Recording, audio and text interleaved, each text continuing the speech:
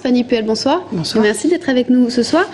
Tout d'abord, on va parler peut-être de votre position, c'est-à-dire qu'il y a eu pas mal de négociations. Vous avez décidé, le NPA, de ne pas participer aux listes Front de gauche. Expliquez-nous pourquoi. Vous partez seul, est-ce que c'est pas un désavantage? Alors, c'est pas tout à fait comme ça que ça s'est passé. C'est-à-dire que on avait proposé au moment des élections européennes au Front de gauche de faire un projet électoral cohérent entre les européennes et les régionales. Ça n'a pas pu se faire à ce moment-là puisque le Front de gauche ne le souhaitait pas, mais cohérent avec la volonté d'unité du NPA. On a recommencé à faire un travail à la fois au niveau national mais aussi au niveau local de réunions qui ont débuté en fait en Indre-et-Loire au mois de juillet où on a invité les partis à la gauche du Parti socialiste à travailler sur l'éventualité de listes unitaires pour ces régionales et sur une plateforme programmatique commune. Alors, il faut savoir que, bon, jusqu'à maintenant, mais tout n'est pas encore fait, les listes ne sont pas forcément déposées, hein, jusqu'à maintenant, on a essuyé, en fait, un refus, au final, du Front de gauche et notamment du PCF, qui, en fait, a assez peu participé à nos réunions, qui ont été parfois tous les 15 jours et puis au bout d'un moment hebdomadaires. Et puis voilà, et au bout d'un moment, le PCF a lancé la campagne du Front de gauche, que ce soit dans le département, mais aussi dans les autres départements de la région. On a essayé de les réinviter, de tenir le coup, et pour autant, ça n'a pas marché. C'est plutôt sur un non-dit, alors? Non, ça s'est pas fait sur un non-dit. Ils nous ont clairement dit qu'ils ne souhaitaient pas partir faire l'unité avec nous. Nous, on avait décidé pour autant d'être présents dans ces élections régionales parce qu'on a un objectif, c'est de faire battre la droite. Voilà. De faire des listes unitaires, c'était notre projet. Ça a été le projet du NPA, y compris à l'issue de la consultation militante à l'intérieur du NPA. Ça n'a pas pu aboutir. On sera présent en régional. Ça n'a pas abouti en région centre? C'est vrai qu'en Languedoc-Roussillon, par exemple, il va y avoir le NPA va être avec le Front de gauche. C'est encore en négociation en Limousin, Poitou-Charentes. Pourquoi chez nous ça n'a pas pris? Mais ça n'a pas pris parce que d'abord le Languedoc-Roussillon, ils avaient sans doute une situation un peu particulière avec la position de Georges Frêche dans le Parti socialiste. Bon, ici ça n'a pas pris sans doute parce que on a une divergence. Hein, on a une divergence. Nous, on veut garder, quoi qu'il en soit, notre liberté de vote au sein d'un conseil régional et ne pas se lier les mains avec la direction du Parti socialiste. Et pour le Parti communiste, ils en ont fait un préalable. C'est-à-dire que nous, on ne faisait aucun préalable, de la même façon d'ailleurs que le Parti de gauche, et chacun pouvait ensuite décider en fonction du rapport de force ce qu'il en ferait. Et nous avions cette position qui était claire depuis le début, de ne pas aller participer à un exécutif dominé par le Parti socialiste. Eh bien, le Parti communiste français a considéré que c'était un préalable pour lui à faire l'unité avec nous, ce qui fait qu'on n'a pas eu la possibilité réellement de discuter du fond. C'est vrai qu'ils sont dans l'actuelle majorité. Voilà.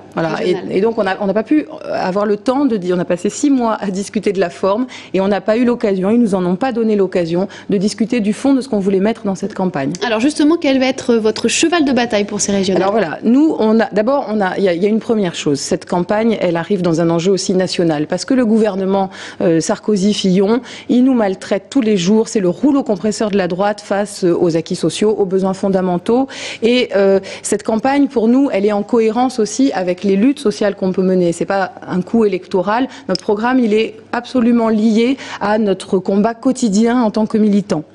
Donc, battre la droite, c'est notre premier objectif. Il devient très national, ce combat qui, a priori, est local. C'est un enjeu national. Nous, ce qu'on veut, c'est qu'on puisse, que Sarkozy se prenne une veste totale à l'issue de ce scrutin. Voilà. Pour nous, ça, c'est déjà quelque chose de très important.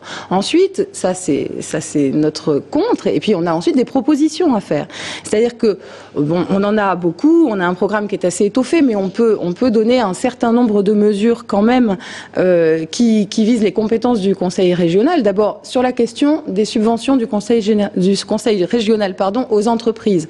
Nous, ce qu'on veut, c'est récupérer celles qui ont déjà été données aux entreprises, non seulement qui délocalisent, mais aussi qui licencient. C'est-à-dire, par exemple, dans la région, il y a l'entreprise Fevlé qui a reçu 400 000 euros de la région et qui, pour autant, délocalise ces entreprises. Il y a Plastivaloir aussi qui licencie. Donc, ce qu'on veut, c'est pouvoir récupérer l'argent donné par les fonds publics aux entreprises qui licencient et qui délocalisent. D'autre part, on pense que cet argent, mais en fait tout ça c'est une question de choix politique, cet argent, il faut le donner au service du bien commun, c'est-à-dire soutenir et développer les services publics. Aujourd'hui, par exemple, j'entendais à la télé hier qu'il y avait des associations d'aide aux handicapés qui étaient fermées dans la région. Bon, ces services aux handicapés, ce service d'aide aux personnes dépendantes, d'aide aux personnes du 3e et 4e âge, ça doit devenir un service public. C'est ça qu'il faut revendiquer.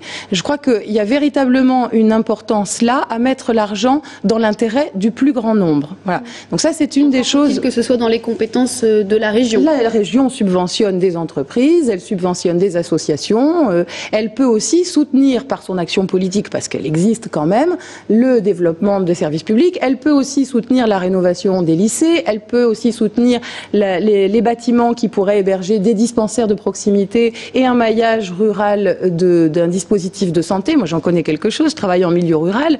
Je pense que réellement, le Conseil régional peut appuyer sur le fait de ne pas centraliser dans les grandes villes tout le dispositif d'aide aux personnes, que ce soit pour la santé ou pour l'aide plus le maintien à domicile, et donc dépenser son argent et ses subventions à ça.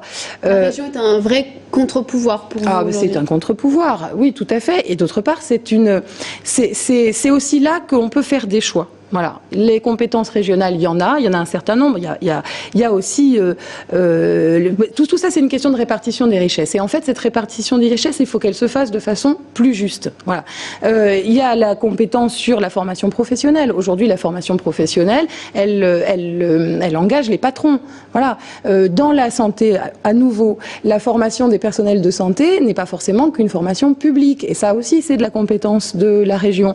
Il y a la question de la culture qui est aussi une compétence régionale, et la question des transports, parce que nous, un des points importants de notre campagne sera les transports gratuits, y compris les TER. Et c'est pas seulement une mesure sociale, mais c'est aussi une mesure écologique, parce que ce qu'on veut, c'est avoir un programme social et écologique. Et notre liste, elle s'appellera à gauche toute, ne rien lâcher, tout changer. Donc ça donne un peu l'idée de ce qu'on va défendre.